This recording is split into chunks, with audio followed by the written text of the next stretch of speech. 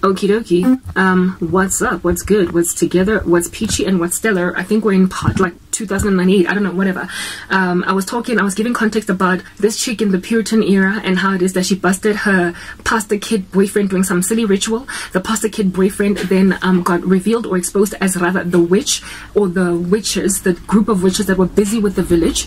And so now she had this like information.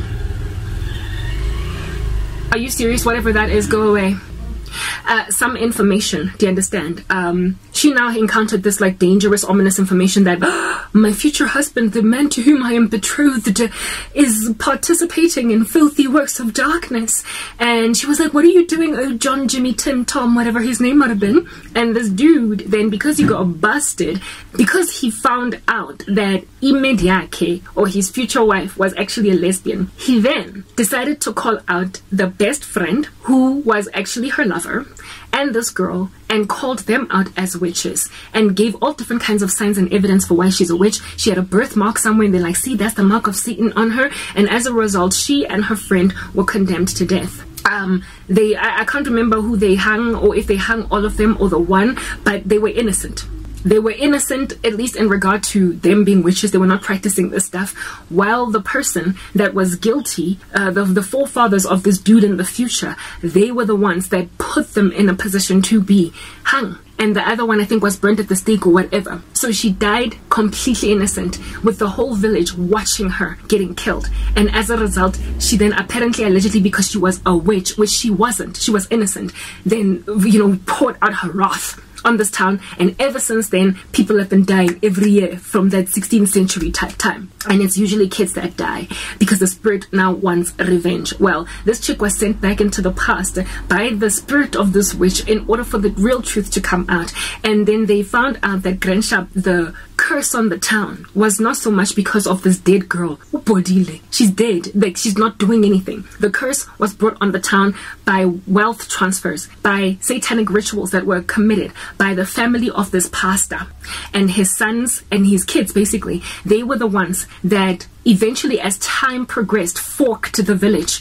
Where I remember in the future, if you would have to go and listen to my previous parts, in the future there is a division. You know, I used the example of Alex and Santon, where it is that there is a poverty-stricken, squalid section, and they just separated by a highway, and then on this side it's like opulence, it's wealth, it's excess. Do you understand what I'm saying? Yeah, well, thanks to this family, eventually Shady Side and Sunny Side got born, where the village got forked, they got split because of that event in the 16th century. And then there is a side that was just doing well, everything was good, everybody was peachy, like very prosperous. And then there was a side that was cursed, barren, desolate, debilitated, and people were struggling, couldn't come up for air, and they couldn't, you know what I mean? And it was as a result of this original family. This family, by the way, also, it was very prominent. It's like having, like, it's like, I don't know, the Mandelas in South Africa or whatever. And they were known to run supermarkets, they were known to own schools, they were in this like community, they were very well respected. And this Cheeky had no clue that her ex-boyfriend, who was now just a police officer, actually had old money, old wealth, that he belonged to this family. He deliberately concealed his identity as belonging to the Mandelas, Tanimout, right? Belonging to them. He hid it. He didn't, even when they were kids, he didn't tell this chick that he actually belongs to like the Mandelas. He was a cop for Shady Side, almost like a monitoring spirit for Shady Side. He was a police officer that always dealt with issues that get reported by Shady Side citizens. Nobody thought he was a rich dude. They just thought he was the sweet cop, the sweet popo in the neighborhood that everybody respects, the sweet sheriff, you know, that everybody respects. Kante, the dude comes from old money. His forefathers, Kibahumi, and they gained all of this wealth by sacrificing Ikazi, La Bantu in Shady Side. So Shady Side were basically the blood that gets shed every year was the blood that was poured into the prosperity of Sunnyside, of the other side, and it had to be maintained that way. Otherwise, they would lose their wealth. They would lose their opulence as a family. They would lose their name as a family. They had to keep on sacrificing, you guys. They had to keep on killing these kids, and they had to keep on dying. So the paranormal activity that was happening in Shady Side was as a result of the sacrifice that kept on getting done all the way back in those days. And this witch revealed to but she was wrongfully accused for being a witch, revealed to this girl who lives in the future but then was taken back in time, got accidentally into the body of the witch who actually died, that they all thought was the wrong one.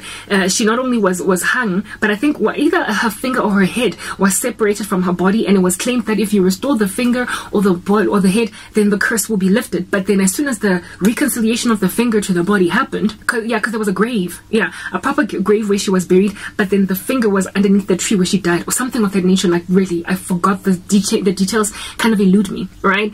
Once she did that ritual, and once that car accident thing also happened, because the car accident just so happened to be at the place where that tree was at. Once the car accident happened, oh my goodness, this vacuum cleaner is going to be the bane of my existence.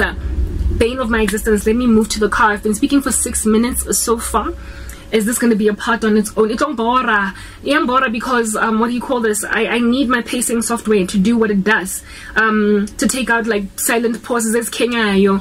Okay, let's move on to the next part away from the vacuum cleaner.